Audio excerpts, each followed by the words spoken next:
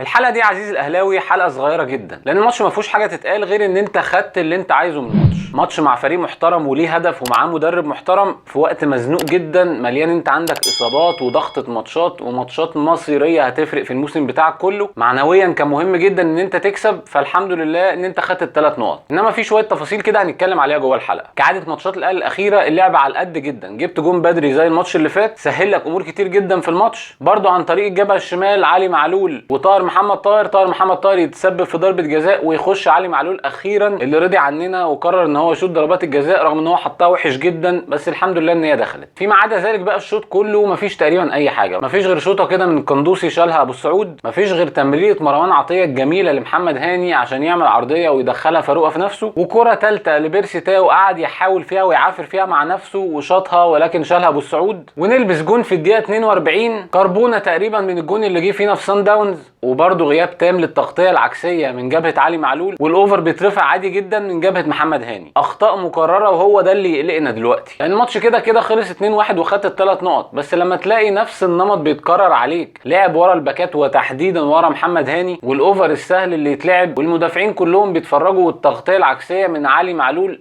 سيئه جدا عشان نلبس 2-1 والمقاولين ياخد روح كده في الشوط الثاني ان هو عايز يرجع على النادي الاهلي. الشوط الثاني بدا بتغيير غريب جدا بخروج مروان عطيه اللي انا كنت شايفه من احسن اللعيبه، على الاقل بيمسك لك كوره وبيفتح ملعب وبينقل ملعب، وكان سبب رئيسي في ان انت تجيب الجون الثاني وينزل مكانه اليو ديانج. مش قادر افهم سبب التغيير ده غير ان الدفاع عند اليو ديانج احسن شويه، فانت نازل الشوط الثاني كله تلعب على الواقف وتدافع عشان ما تستقبلش هدف التعادل.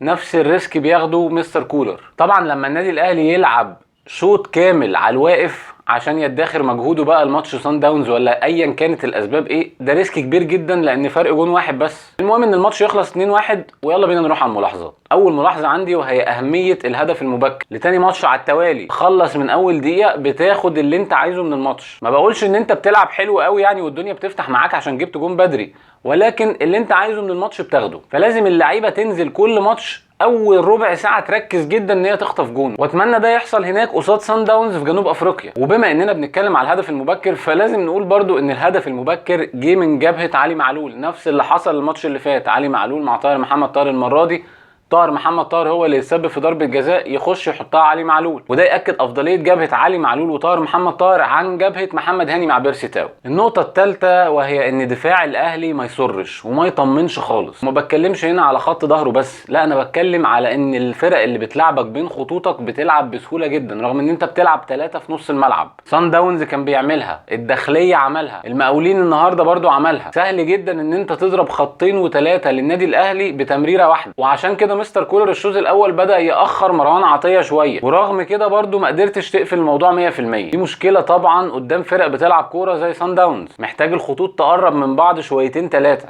تكرار المشاكل الدفاعيه ده هو اللي يقلقني. لما تلاقي الاهداف بتدخل فيك بنفس الطريقه، مش بقول لك بقى هجمات، اهداف بتدخل فيك بنفس الطريقه، عرضيات انت سيء جدا في التغطيه فيها. محمد الشناوي بيتفرج كالعاده، محمد هاني ما بيعملش بلوك من الاول للعرضيه عشان ما تترفعش. الله يمسيه بالخير اكرم توفيق لو اترفع عليه عرضيه بتحس ان هو جات حاجه في شرفه، مستعد يمسح الارض 3-4 مرات ولا ان كوره واحده تترفع من ناحيته. النقطه الرابعه وهي كوره متكرره من محمد الشناوي، كل ما الكوره تيجي في ايده الراجل لا بيصبر على كوره ولا بيصبر ان انت تبني هجمه ولا اي حاجه خالص، بياخد الكوره يلعبها جوه البيرسي تاو، بيرسي تاو بيشتغل وبيقول له هاتها لي، وبيرسي تاو اصلا في حضن فاروقه اللي هو قده مرتين، ومحمد الشناوي بيصدق بيرسي تاو وبيلعب له الكوره الطويله، ما خدش ولا كوره طول الماتش. فيعني انت بمنتهى البساطه كده انت بتاخد الكوره بتديها لهم تاني، يلا اعملوا علينا هجمات من تاني، ومفيش حد بره على الخط يكلمه يقول له يا ابني اهدى والعب على الارض، او هو واخد تعليمات ان هو يعمل هجمه مرتده بس ده منظر الهجمه المرتده بتاعتنا، فدي قصه ثانيه بقى. النقطه اللي بعد كده وهي خاصه بكهربا واللي احنا ما شفناهوش النهارده، وغالبا الراجل مريحه النهارده عشان هو اللي هيلعب بيه قصاد سان داونز، لان كولر مش مقتنع بشادي حسين واحنا كمان مش مقتنعين بيه، فخاف يغامر بكهربا ان هو يشركه الماتش ده تتجدد اصابته ولا حاجه، فقال لك ريحه يا عم انا ما عنديش اي مهاجم، لان غالبا كمان شريف مش هيلحق ماتش سان داونز. فتريحه كهربا النهارده مش عشان هو بخلان علينا بيه، لكن عشان بيلصم الدنيا لحد ما نعدي سان داونز ده. النقطه اللي بعد كده وهي خاصه بعلي معلول، وهي مشكلتين لعلي معلول. المشكله الاولى التغطيه العكسيه اللي اتكلمنا عليها، النقطه الثانيه ان ضربات الجزاء رغم ان انت رجعت لها تاني الحمد لله وحطيت الكوره،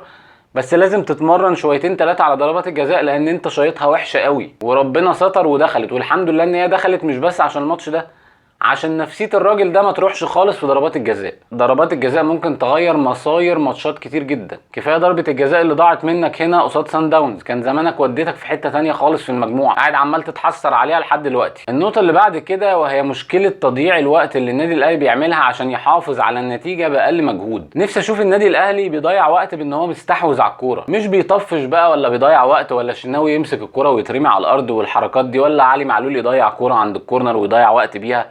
نفسي اشوف الاهلي ماسك كوره وبيلاعب الناس كلب حيران بيضيع بيها وقت. عيب كده والله. النقطه اللي بعد كده وهي خاصه بالطبيب النفسي اللي النادي الاهلي عينه في الفتره الجايه دي. اعتقد دوره مهم جدا، لان احنا كنا في كل حلقه بنقول مستر كولر لازم يشتغل على الجزء النفسي، والحقيقه دي مش مهمه مستر كولر، بس انا قلت يعني نشتغلها بلدي كده. فكويس جدا القرار ده، وان شاء الله يكون مردوده على اللعيبه وعلى نتائج الفريق وعلى الاداء مبهر الفترة الجاية. النقطة اللي بعد كده وهي خاصة بالناس اللي عمالة تنتقد الأداء وإن الأداء وحش جدا. حقيقي الأداء زي الزفت، بس واحد من أهم الأسباب اللي موديانا للنقطة دي هي الإصابات. أنت داخل بقايمة 30 لعيب عشان تقدر تعمل تدوير ويبقى عندك فريقين جاهزين عشان الماتشات المتلاحمة ديت اللي ورا بعض والمسافات اللي بينها ضيقه جدا. لما انت تبقى قائمتك تنزل من 30 لعيب لحوالي 20 لعيب بسبب اصابات طويله، يا ريت مثلا اسبوع ولا 10 ايام، لا اصابات بتقعد بال8 شهور وال9 شهور والسنه ونص. فانت تعامل مع النادي الاهلي على ان قائمته 20 لعيب. ال20 لعيب بقى دي انت عمال تدور فيهم وعمال تحلبهم كل 48 ساعه او 72 ساعه ماتش، فلازم تحط ارهاق مع زهق مع روتين مع لعيبه مش عايزه تلعب مع قله تنافس، لان انا مفيش غيري في المكان ده، زميلي في المستشفى وجاي السنه الجايه ان شاء الله، فلازم تلاقي الاداء كده. مش عارف الحقيقه حل مشكله الاصابات ايه، بس انا رايي نعدي الموسم ده زي ما يعدي بقى، ولازم يكون ملف الاصابات ده اللي بقاله سنين معانا. مش عايزين صفقات، نوقف كل حاجه عشان نعالج الملف ده ونبقى زي اي فريق طبيعي في الدنيا. ده الونش لما اتصاب من الزمالك قعد 6 شهور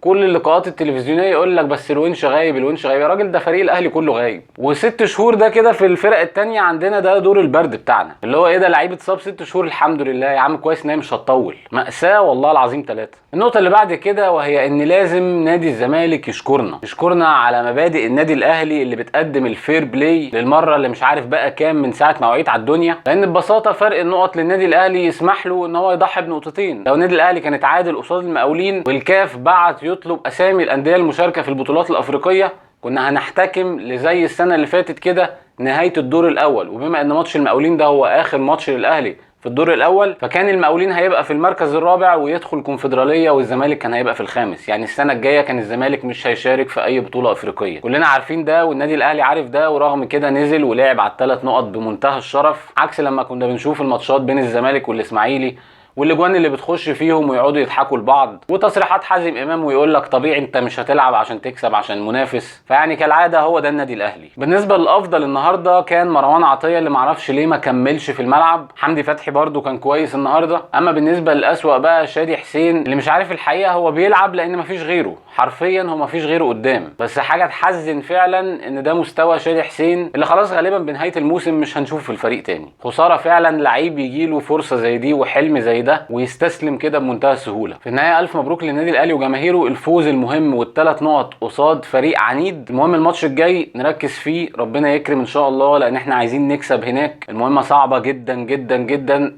بس ان شاء الله كلنا واثقين في رجاله النادي الاهلي وفي الجهاز الفني. ده كان كل حاجه النهارده، نشوفكم ان شاء الله في حلقه جديده. سلام عليكم.